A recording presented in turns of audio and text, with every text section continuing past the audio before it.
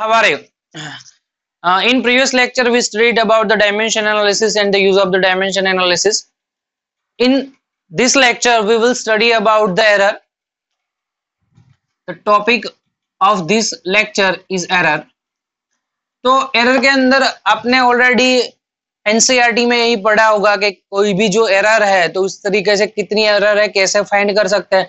तो आपको डिफाइन कर दूं कि पहले फाइंड करना है मीन वैल्यू। एरर कैसे प्रोड्यूस होती है तो उसको फाइंड करने के लिए हम डिफाइन करेंगे मीन वैल्यू। तो mean is called average of all observation is called mean value यानी कि कोई भी जितने भी ऑब्जर्वेशन है, पहले तो आप सिंपल डिफाइन कर दो कि आप कोई भी एक्सपेरिमेंट डिफाइन कर रहे हो तो एक्सपेरिमेंट के अंदर आप प्रैक्टिकल जब परफॉर्म करते हो तो डिफरेंट काइंड के ऑब्जर्वेशन निकलते हैं। हर एक ऑब्जर्वेशन डिफरेंट होता है, माइनर उसमें चेंज मिलता है। तो उससे आपको मीन वैल्यू डिफाइन करनी है। तो मीन वैल्यू कैसे डिफाइन करेंगे? तो यानी कि mean value is called the true value. A bar is equal to a1 plus a2 plus up to an divide by and that is your mean value, or either it is called the true value, mean value और true value। Second portion में आपको find करना है absolute error. Absolute error का मतलब क्या होता है कि absolute error it is the difference in true value and observation value, that is called the absolute error. Friends यहाँ पे याद रखना है कि एब्सोल्यूट एरर जब आप डिफाइन कर रहे हैं तो एब्सोल्यूट एरर का मतलब क्या होगा कि कोई भी कंडीशन के अंदर आपकी जो ट्रू वैल्यू है, मीन वैल्यू है, उसमें से आप ऑब्जर्वेशन की वैल्यू माइनस कर दें, that is called absolute error. And here delta a1 is equal to a bar minus a1, delta a2 is equal to a bar minus a2, delta a3 is equal to a bar minus a3। Up to कहां तक जाने के जितने भी observation है वहां तक define कर दो। और कितने ऑब्जर्वेशन है हमारे पास? Delta an is equal to a bar minus an, delta an is equal to a bar minus an। That is the value for the absolute error. And next point, average absolute error.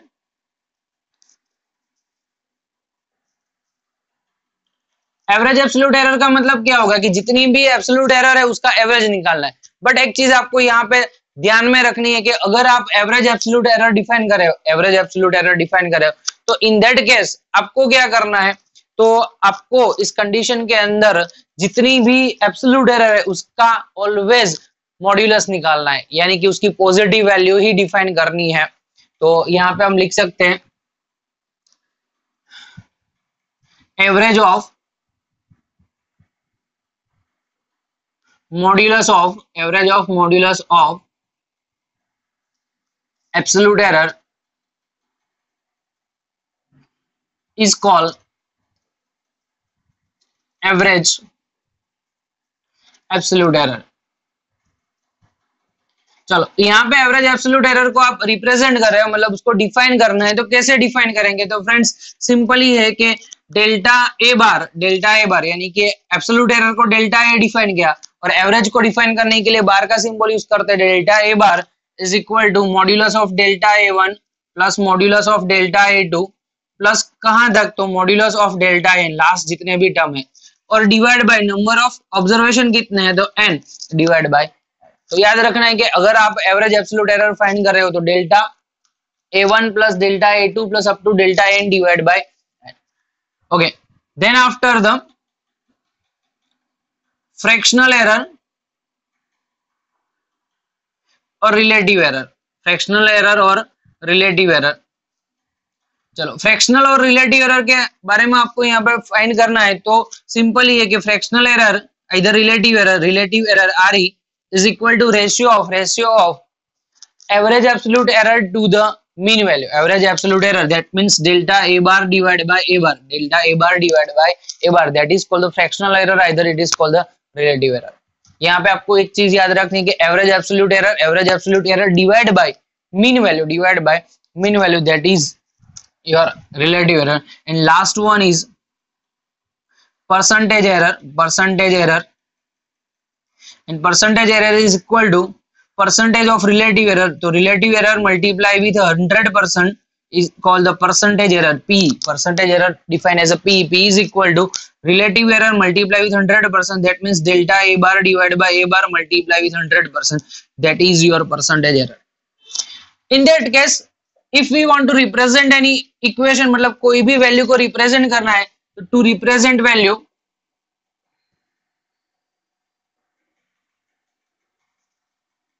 A bar plus और minus delta ए bar, यानी कि किसी भी value को आप represent करें तो उसको आप ए बार प्लस और माइनस डेल्टा ए बार, मतलब मैं यहाँ पे रिप्रेजेंट कर सकता हूँ कि ए bar minus delta A bar less than A bar plus delta A बार। इसका मतलब ये होता है कि अगर आपके पास कोई ऑब्जर्वेशन है, सपोज मान लेता हूँ कि ए बार है 300 और डेल्टा ए बार है जो एरर है सपोज मान लो कि 1 है, तो इसकी वैल्यू क्या होगी, तो यहाँ पे 300 minus 1 less than 300 less than 301, यानी कि 300 प्लस 1, मतलब कि 299 लेस देन 300 लेस देन 301, मतलब कि आपकी जो वैल्यू है किन के बिटवीन में रहेंगी, मिनिमम वैल्यू 299 है और मैक्सिमम वैल्यू 301, यानी कि कोई भी वैल्यू अपनी जो भी कौन सी एरर है, एवरेज एब्सोल्यूट एरर है, उसके बिटवीन में, मतलब कि उसके मिनिमम वैल्यू और उसके मैक्सिमम वैल्यू एडिशन और सब्ट्रैक्शन के बिटवीन में ही होती है, कभी भी ज्यादा नहीं हो सकती और उससे कभी भी कम नहीं हो सकती है। तो याद रखना कि कोई भी वैल्यू है, ऑब्जर्वेशन की वैल्यू है, उसको रिप्रेजेंट करना है तो experimental observation represent as a bar plus और माइनस डेल्टा ए बार, यानी कि ए बार माइनस डेल्टा ए बार जितनी मिनिमम वैल्यू और ए बार प्लस डेल्टा ए बार जितनी मैक्सिमम वैल्यू हो सकती है। क्लियर फ्रेंड्स, ये चीज आपको याद रखना है। इसके बहुत ही इजी क्वेश्चन है, इजी वे में आपको यहाँ पे पूछ सकते हो, उसके एक एग्जांपल के साथ हम आगे बढ़ते हैं। चलो मान लो कि यहाँ पे कोई एक क्वेश्चन अजम्पशन करते हैं कि suppose A bar is equal to 90.5 है, A2 is equal to A1 is equal to 90.5, A2 is equal to 91.2, A3 is equal to 89.8, okay, and A4 value तक जाते हैं। यहाँ पे A4 is equal to, suppose assumption कर लेते हैं 90.3, okay. तो आपको डिफाइन करना है कि जितने भी एरर है, मतलब कि मीन वैल्यू फाइंड करनी है, एब्सोल्यूट एरर फाइंड करनी है, एवरेज एब्सोल्यूट एरर फाइंड करनी है, सभी वैल्यू फाइंड करनी है। तो स्टार्ट करते हैं mean value, A bar is equal to, और एक का addition 90.5 plus 91.2 plus 89.8 plus 90.3 divide by 4, 5 plus 2 7, 7 plus 8 15, 15 plus 3 18, 18 का 8, 1 कैरी फॉरवर्ड होता है, 1 2 9 11, 11 एंड 0, तो 11 का 1 यहाँ पे हो गया, और again 1 carry forward, 9 plus 1 10, 19, 19 plus 8, 27, and 27 plus 9, 36, and divide by 4, इसको डिवाइड कर दो तो क्या आंसर होगा, 4 9 1 रिमेनिंग 0, 18.2, 90.2, दैट इज योर ए बार। आप कैलसी से भी फाइंड करना है तो फाइंड कर सकते हैं, लेकिन इजी वे में यही आंसर मिलेगा आपको। तो आंसर मिल रहा है A bar is equal to 90.2, answer मिल रहा है 90.2। चलो नेक्स्ट फाइंड क्या करना है, delta A one is equal to A bar minus A1। So A bar की वैल्यू क्या है, ए बार की value 90.2 minus A1 90.5, so answer आएगा minus 0.3। Delta A2 directly value place करो, 90.2 माइनस 91.2, सो आंसर आएगा माइनस 1.0। डेल्टा A3 की value लिखनी है, तो डेल्टा A3 क्या होगा, 90.2 माइनस 89.8, यानी कि डिफरेंस होगा 0.4 का, तो 0.4 लिख दो, okay. Then after delta A4 is equal to 90.2 minus 90.3, so answer आएगा माइनस 0.1, यानी कि अब फाइंड जो करना है, here is the absolute error, इतनी जो भी वैल्यू मिले that is the absolute error, तो लिख दो यहाँ पे absolute error. Now we have to find the average absolute error.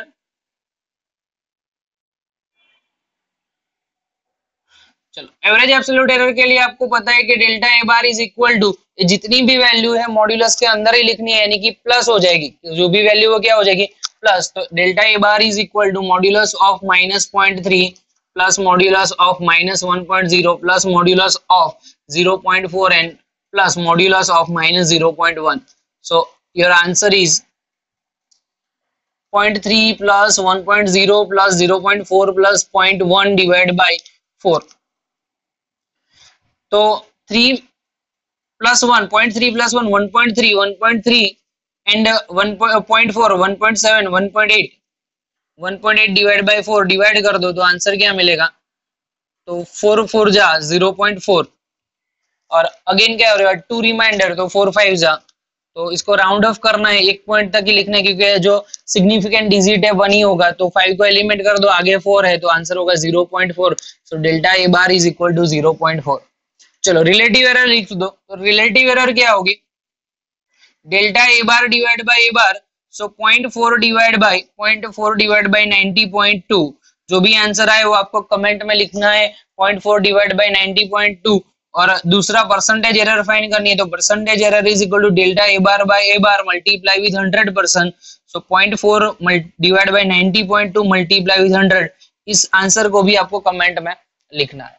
तो फ्रेंड्स ये जो इजी वे में आप कोई भी टाइम के अंदर अगर आपको क्वेश्चन आता है कि एब्सोल्यूट एरर कैसे फाइंड करनी है, रिलेटिव एरर कैसे फाइंड करनी है, तो इजी वे में आप यहाँ पे फाइंड कर सकते हो. नेक्स्ट फ्रेंड हम डिफाइन करते हैं कि जो भी एरर है एडिशन के अंदर कैसे बिहेव करती है, मल्टीप्लीकेशन के अंदर कैसे बिहेव करती है. तो कॉम्बिनेशन ऑफ एरर है वो टॉपिक हम पढ़ेंगे.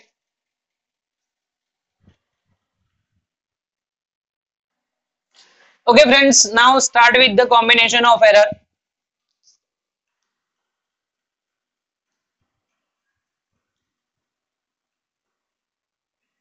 तो कॉम्बिनेशन ऑफ एरर में आपको पता ही है कि अगर z is equal to a plus B है, z is equal to a plus B है, तो आंसर क्या होगा डेल्टा z बाई जेड. अगर यहाँ पे आपको लिखना है कि डेल्टा z बाई जेड, और सिंपली डायरेक्टली डेल्टा z में लिखो तो delta z is equal to delta a plus delta B.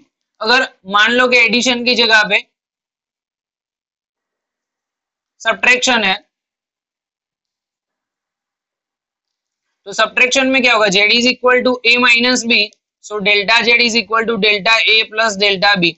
मतलब यहाँ पे कि अगर कोई भी दो क्वांटिटी है और दो इंस्ट्रूमेंट से दो डिफरेंट ऑब्जर्वेशन आप मेजर करें, टू डिफरेंट ऑब्जर्वेशन मेजर करें, तो इन दैट केस क्या होगा कि जो भी ऑब्जर्वेशन के अंदर एरर होगी, ऑब्जर्वेशन फर्स्ट इंस्ट्रूमेंट में एरर है, सेकेंड इंस्ट्रूमेंट में एरर, तो जो क्वांटिटी का सब्ट्रैक्शन हो या एडिशन हो, इन दैट केस ऑलवेज जो भी एरर है उसका ऑलवेज एडिशन ही होगा. याद रखना है. मान लो कि आपके पास एक वर्नियर कैलिपर्स है और दूसरे बंदे के पास भी वर्नियर कैलिपर्स है, दोनों के पास वर्नियर कैलिपर्स तो है ही, लेकिन यहाँ पे क्या है कि अगर आप एरर फाइंड करने जा रहे हो तो सब्ट्रैक्शन, क्वांटिटी का सब्ट्रैक्शन करते हो, इन दैट केस एरर का तो एडिशन ही होगा. तो ये चीज आपको ऑलवेज याद रखनी है कि कोई भी कंडीशन के अंदर एडिशन हो या सब्ट्रैक्शन, एरर का तो एडिशन ही होगा. नेक्स्ट है मल्टीप्लीकेशन. तो मल्टीप्लीकेशन के अंदर आपने पढ़ा था delta Z, sorry Z is equal to A into B. So delta Z by Z is equal to delta A by A plus delta B by B plus delta C by C. Clear. आपने जो पढ़ा था कि कोई भी condition के अंदर जो Z delta Z by Z find करना है, मतलब कि रिलेटिव एरर मिलके, लेकिन एग्जैक्टली सपोज मान लो कि आपको डेल्टा जेड ही फाइंड करना है, तो क्या होगा delta Z is equal to Z divide में तो जेड मल्टीप्लाई में, और आंसर होगा delta A by A plus delta B by B, और सी नहीं है तो खाली डेल्टा बी बाई बी, और जेड की वैल्यू क्या है ए बी, तो आंसर होगा delta Z is equal to A into B divide by delta A by A plus delta B by B. तो ए मल्टीप्लाई में लिखो, delta Z by Z multiply में लिखो तो आंसर ये बनेगा delta Z is equal to A B into delta A by A plus delta B by B into A B.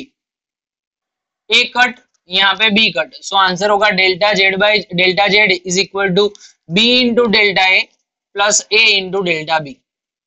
याद रखना है कि अगर कभी भी आपको सिर्फ only for delta Z he find करना है, ओनली फॉर क्या फाइंड करना है, डेल्टा जेड, तो ये कंडीशन के अंदर क्या होगा, B into delta A plus A into delta, इसी वे में आप फाइंड कर सकते हो।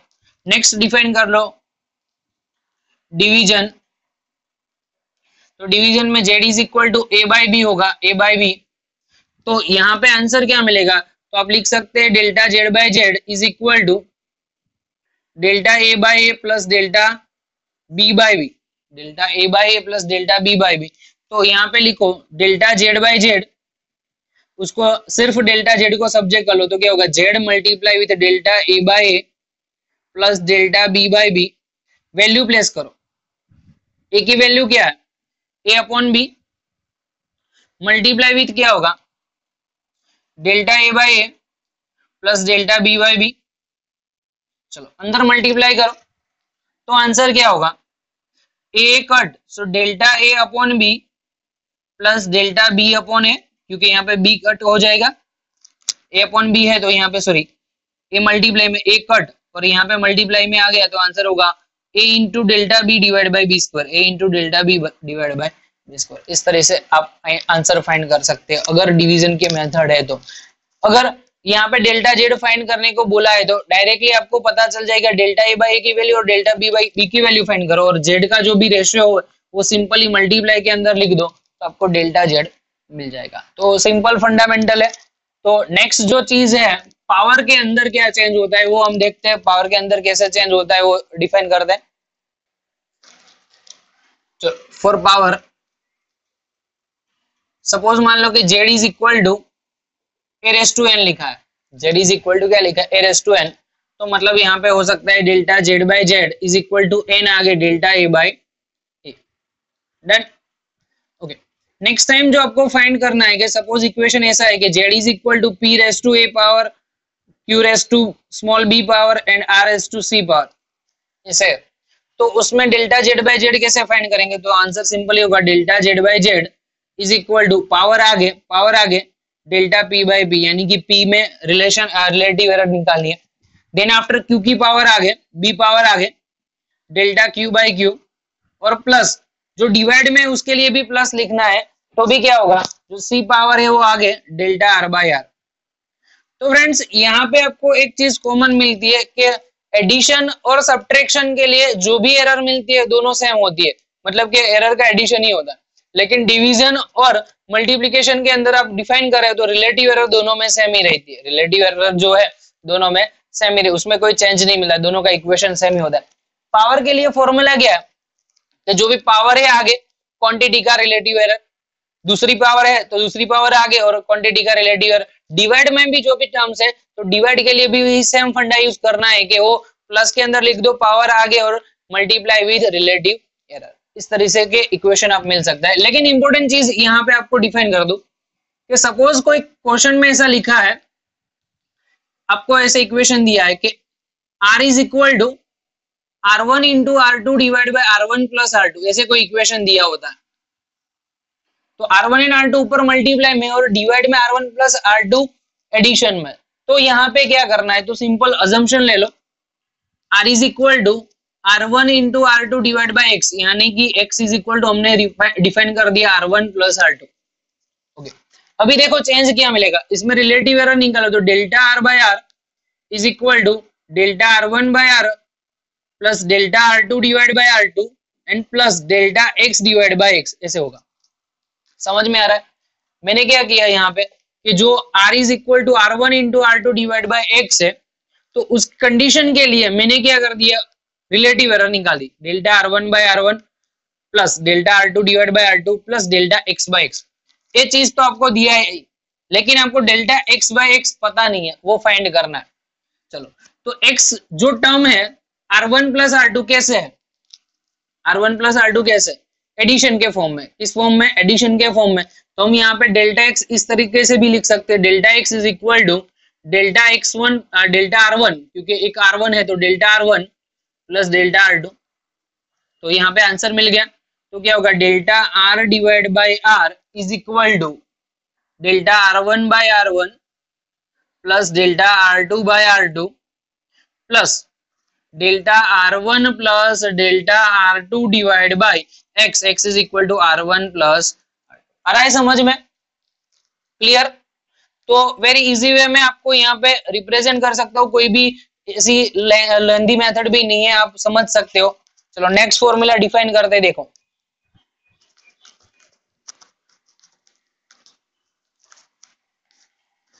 सपोज फॉर्मूला है f is equal to u into F divide by u minus F, sorry f नहीं, m is equal to suppose मान लो कि ऐसा फॉर्मूला है u into F divide by u minus F. तो क्या करना है? तो सिंपल सी चीज है, इसको असम्पशन लेके x ले लो, तो m is equal to U F divide by x ऐसे लिख सकते हैं। और x की वैल्यू क्या होती है? तो x is equal to u minus F. So इसके लिए पहले तो डेल्टा x निकालो, तो delta x is equal to क्या होगा? Delta u plus delta F. Delta x is equal to delta u plus delta F. मैंने अभी बताया कि अगर सब्ट्रैक्शन है तो उस कंडीशन में भी क्या होगा कि जो भी एरर है उसका एडिशन ही होगा, जो भी एरर है उसका क्या होगा? एडिशन ही होगा। चलो डेल्टा x मिल गया आपको, ओके, यहाँ पे x भी मिल गया। तो m में जो भी एरर मिलेगी, relative error, that is delta m by m is equal to delta u by u plus delta f by f and plus delta x by x। Can we represent like that? समझ में आ रहा है कि मैंने ऊपर की जो भी क्वेश्चन में एरर डिफाइन की इस तरीके से लिख दी है, relative error delta x by x is equal to delta u by u plus delta f by f plus delta x by x। चलो एक चीज तो कांस्टेंट है, उसमें कोई चेंज नहीं करना है, तो delta u by u plus delta f by f plus delta x के लिए रिप्रेजेंट करना है, तो डेल्टा x के लिए क्या आंसर होगा? Delta u plus delta f और डिवाइड बाय x, x क्या मिला? u minus f, that is the answer for delta m, that is delta m by m। m for magnification, m को क्या define करेंगे? Magnification. तो friends कोई भी equation है तो पहले उसको समझो, उसको रिलेटिव एरर में कन्वर्ट करो, देन आफ्टर आपको अपनी एब्सोल्यूट एरर मिल जाएगी। ओके, इसके बेसिस पे हम सम स्टार्ट करेंगे। चलो फ्रेंड्स, तो यहाँ पे टू डिफरेंट क्वेश्चन रिप्रेजेंट किए हैं। क्वेश्चन फर्स्ट कुछ इस तरीके से है कि the error in the measurement of the radius of the sphere is 2%। तो समझो यहाँ पे कि the error in measurement of radius, यानी कि डेल्टा आर बाय आर, उसकी जो एरर हमने फाइंड की है that is 2%। And what should be the error in the volume, what should be the error in the volume, यानी कि we have to find delta V by V in percentage, यानी कि जो volume के अंदर error produce होती है वो एरर फाइंड करना है। तो बेसिकली फ्रेंड्स, अगर आप फाइंड कर रहे हो वॉल्यूम, तो स्फीयर का वॉल्यूम पता होना चाहिए। तो स्फीयर का वॉल्यूम क्या होता है? That is v is equal to 4/3 pi R cube, 4/3 pi R cube. तो यहाँ पे समझो कि 4 divide by 3 and pi, that is the constant number, that is the constant number. मतलब कि मुझे यहाँ पे रिलेटिव एरर फाइंड करनी थी। मैंने तो आगे पढ़ाया था कि रिलेटिव एरर का मतलब क्या होता है कि अगर मान लो कि a is equal to a into B is equal to Z है, तो delta z by z is equal to delta a by a plus delta b by b। मतलब कि आपकी जो भी ऑब्जर्वेशन है उसके अंदर एरर कितनी प्रोड्यूस होती है, डेल्टा a, यानी कि उसमें एरर कितनी प्रोड्यूस होती है वो। तो बेसिकली मैं यहाँ पे आपको एक्सप्लेन कर रहा हूँ कि 4/3 and pi that are the constant number, 4/3 and pi that are the constant number and constant number doesn't have any error, constant number की कोई भी एरर नहीं होती है। तो we can directly represent that delta v by v, इसका change 0 मिलेगा तो लिखने की जरूरत नहीं है, लेकिन r की 3 पावर है तो 3 पावर आ गए तो 3 delta r divide by r, 3 delta r divide by r। यहाँ पे डेल्टा r ऑलरेडी डिफाइन है 2%, तो 3 इंटू 2% दैट मीन 6% आपका आंसर मिलेगा। कितना आएगा? 6% आंसर मिलेगा डेल्टा वी बाय वी का। ओके फ्रेंड्स, आगे स्टार्ट करेंगे। तो यहाँ पे सेकंड क्वेश्चन पढ़ो, if the error involve in measurement of side of mass of the cube are 3% and 4%। मान लो कि कोई एक क्यूब में यहाँ पे रिप्रेजेंट कर रहा हूं, क्यूब है तो इसका मतलब ये होगा कि हर एक साइड एल लेंथ की है, हर एक साइड एल लेंथ, यानी कि delta L by L already आपको डिफाइन कर दिया है 3%। कितना है? 3%। ओके, नेक्स्ट जो है mass delta M, by M that is 4%, जो मास ऑलरेडी डिफाइन किया है दैट इज द 4%। तो क्वेश्चन क्या है, what is the maximum permissible error in the density, यानी कि आपको डेंसिटी के अंदर मैक्सिमम एरर फाइंड करनी है, delta rho by row find करना है। क्लियर? पहले डेटा आप लिखो, कोई भी क्वेश्चन को सोल्व करने के लिए आपके पास सिंपल है कि first of all write down the data, जो भी डेटा दिया है आपको। लेंथ में एरर डिफाइन किया delta L by L already हमने लिख दिया, delta L by L is equal to 3%। Mass में जो भी परसेंटेज एरर है वो भी हमने यहाँ पे लिख दिया, delta M by M is equal to 4%। Last one question में क्या है कि क्वेश्चन में यहाँ पे सिंपल है कि find error in density, error in density मतलब कि परसेंटेज एरर डेंसिटी में फाइंड करना है। ओके, लेंथ है और यहाँ पे वॉल्यूम चाहिए हमको। वॉल्यूम क्या होगा, v is equal to L cube, v is equal to क्या होगा, एल क्यूब। ओके, डेंसिटी का फॉर्मूला आप लिख सकते हो, density is equal to mass by volume, density is equal to mass by volume. So we can represent that m divide by L cube, v की जगह पे आप क्या लिख सकते हो, m divide by L cube. चलो, रिलेटिव एरर का फॉर्मूला क्या होगा, रिलेटिव एरर का delta rho divide by rho is equal to mass की 1 power, so delta m by m plus L की 3 पावर, तो 3 पावर आगे डेल्टा एल बाय एल। समझ में आ रहा है? कोई भी जो टर्म से डिवाइड के अंदर है तो क्या करना है, तो फर्स्ट टर्म का जो भी पावर है वो आगे और फर्स्ट टर्म का क्या होगा, रिलेटिव एरर। सेकंड थिंग, दूसरे की जितनी पावर है आगे और सेकंड टर्म की जितने भी फ्रैक्शनल एरर वो लिख दो, delta L by L. Okay, place the value. So यहाँ पे लिख सकते हैं delta rho by rho percentage, delta rho by rho percentage is equal to delta M by M. Delta M कितना दिया है, तो 4 plus 3 into delta L by L, तो 3 into delta L by L 3%, तो 3 इंटू 3 9, तो 9 plus 4 13% आपको यहाँ पे एरर मिलेगी। डेल्टा रो बाय रो के अंदर जो मैक्सिमम परमिसिबल एरर है, मैक्सिमम एरर कितनी हो सकती है, इतनी, इससे ज्यादा हो सकती नहीं है। तो फ्रेंड्स आज के लेक्चर में इतना ही रखते हैं, नेक्स्ट लेक्चर के अंदर आगे के जो सम है, आगे के जो भी टॉपिक्स है वो हम कवर करेंगे। Wish you all the best and thanks for watching this video. अगर अभी तक आपने इस चैनल को सब्सक्राइब नहीं किया तो चैनल को सब्सक्राइब कर दिए और मैक्सिमम आपके फ्रेंड्स तक पॉसिबल हो तो शेयर भी कीजिए।